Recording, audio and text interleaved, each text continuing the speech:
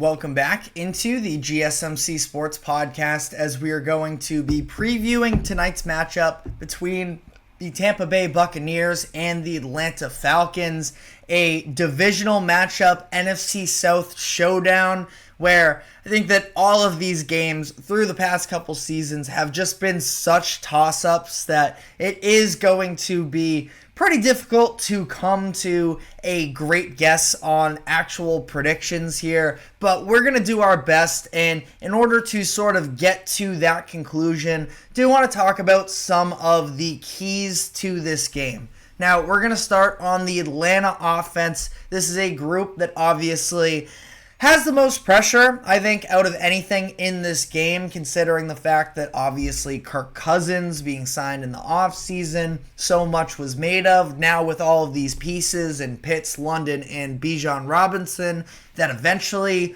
they are going to come together and be able to have some real success together. But we're still sort of waiting on finding that dynamic aspect of this offense. Last week, they were able to win the game against the Saints without even scoring an offensive touchdown. So it's not like this is exactly the high-flying start that we were anticipating. But that being said, I think there's been a lot of positives with this group, and the number one key for their success is being able to keep Kirk Cousins clean in the pocket, because we have seen two drastically different versions of Cousins throughout this season up to this point, of when he is pressured in the pocket versus when he's able to hang in there and make the throws downfield. And it's been really ugly when he has had defenders in his face. All four of his interceptions have come under duress, and I just think that at this point, given his age, given the fact you think about the concept of him being able to sort of follow through, exploding off of that back leg and the Achilles that he tore, he just doesn't really seem to have the same arm strength, but it's less about his arm and more so about the entire process of him being able to wind up to make those downfield throws. And a lot of the time, with the pressure in his face, you just see him sort of having these short throws, wobbly throws, and I think that he's much better than that. But there's also real limitations in a quarterback that is in his age 36 season, I believe, and is dealing with, still recovering at least to some degree, from a very serious Achilles tear. Now, you look at what the Buccaneers have defensively. They are one of the highest blitzing teams in the NFL, third highest rate in the league through 4 games. I have been maybe a little bit disappointed with overall their defense. I thought that this was a group that could sort of take that next step this year, looking at some of their younger pieces like a Yaya Diaby and Kalijah Kancey to really take those next steps. Now, they're still a solid group. You're also missing Antoine Winfield for at least last week. I think he's going to be out again this week, at least based off of some of the early research I was doing on the inactives tonight. So that injuries play a part of it, but that's just the NFL. That's football. That's something that you have to overcome. That being said, though, even if I have been slightly disappointed in Tampa Bay because they haven't reached, top 10 status or anything like that, they are still at the top of the league in terms of a lot of advanced analytics pressure rates, where it's hurry percentage, knockdown percentage, pressure percentage. They are still in that top third-ish of the league, that they're going to be able to knock Kirk Cousins off of his spot a little bit, or at least they're going to have the chance to.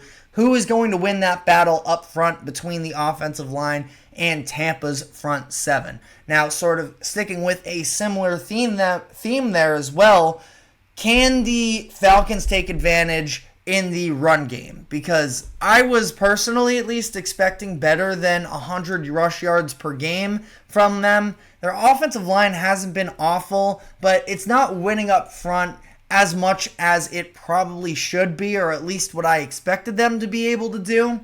The Falcons only ran the ball 15 times last game against a tough defensive front in the Saints, who are one of the better run-stopping defenses in the league. But I still feel like it's an opportunity where just with this group, knowing that you have Bijan and Tyler Algier, both of who are very impactful players in that running game and can provide a little bit of finesse and power combination, that I was hoping the Falcons were going to be able to establish the run game a little bit more. I think if they do, it allows for Kirk Cousins to be able to excel in his role a little bit more because teams have to respect the run more. That being said, it's a tough defensive front for the Tampa Bay Buccaneers. Vita Vea is one of the best interior defensive linemen in the NFL. They are going to be without Kalijah Cansey in this game, it appears. And if that is the case, there is definitely room for Bijan Robinson to get going. And ultimately what I'm getting at here is I do think so much of this team's identity is going to come down to that offensive line and their ability to move the ball, move opposing defenses, and keep Kirk Cousins clean. That is sort of almost the embodiment of who the Falcons are in my eyes. On the other side of this, with the Tampa Bay Buccaneers, I think the number one thing that they have to do, or at least attempt to do, is continue to build on the run game success that they saw last week against the Eagles. Last season, they were the worst team in the league in rush yards per game with 88.8. But now they have Bucky Irving in the backfield, rookie that they drafted out of Oregon. He's been a pretty productive player when he's gotten opportunities up to this point. They haven't necessarily been great, but last week they had 111 yards and averaged over 4 yards per carry. Those are numbers that I do think Buccaneers fans should feel at least slightly optimistic. Rome wasn't built in a day, but to be able to continue to establish a little more of an even attack, considering, I love Baker Mayfield as much as the next guy. I think when he has to go into ultimate playmaker mode, almost a little bit of a Josh Allen style run around making plays, I think that's when the Buccaneers really start to run into trouble. We saw that a little bit against the Broncos a couple weeks ago where, that offensive line wasn't good. That Denver Broncos defense has been one of the most overperforming in a complementary way units in the NFL up to this point.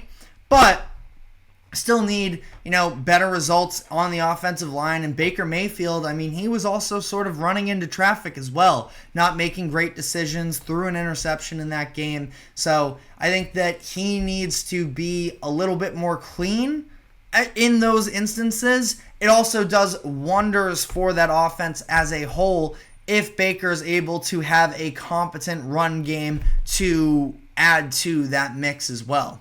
And like I mentioned, Bucky Irving, he seems to be somebody who can really take on a bigger role for this Tampa Bay team. It seems like the Falcons may be without Troy Anderson, their best linebacker, and I think is emerging as one of the top, at least run-stopping linebackers in the NFL through the first quarter of the season. So that hasn't exactly been confirmed yet, but dealing with a knee injury, hasn't been participating in practice these past couple days on a short week. I am maybe a little skeptical about his, ability to play tonight. We will see. I'm hoping for it because, again, I've had a lot of fun watching him, former FCS guy from Montana State. But if he isn't there, that is a huge difference maker for the Falcons' run-stopping offense, which has been fine at times, but still not excellent. And when they have been good, a lot of it's been because of Troy Anderson. So that's something that I am definitely keeping an eye on as well, and I think that you should too if you are going to pick this game. So that being said, I have to pick this game right now before we have the final injury reports, and I think in this game I am leaning with the Tampa Bay Buccaneers, where they are on the road, which I don't necessarily love, but I also think that they are the better team overall. Again, just sort of waiting on the Falcons to actually come into their own offensively. You look at the games that they've won, 0 offensive touchdowns in that game against the Saints. The Eagles game sort of just came down to the fact that the Eagles weren't able to properly close that out. I think, we don't want to play the hypothetical game here, but the Falcons could be looking at a worse record. I don't know if this is going to be the place for them to be able to correct that. Now, again, the fact that it's on the road for Baker and this Buccaneers team, I don't love, but Falcons are 2.5-point favorites, and I would take the Bucs to cover that. Maybe if you want to play it safe, by 0.5 point or a point to 3.5. But I think the Bucs can win outright as well, and that is my pick for this game for the Buccaneers to, technically speaking, upset. But it's an NFC South matchup. It's going to be gritty, we know that, and also just in any of these divisional matchups, it's always so hard to predict because I feel like a lot of times with these NFC South teams, you're kind of just picking out of a hat in terms of what version of these teams you're actually going to get. But let me know what your thoughts are in the comment section on this game. We're now going to be diving into some power rankings for the upcoming week. I'm going to be listing my top 10 teams in the NFL entering week 5. So we are going to dive into that. But before we do so, we do have to take a quick break. Do not go anywhere. We will be right back.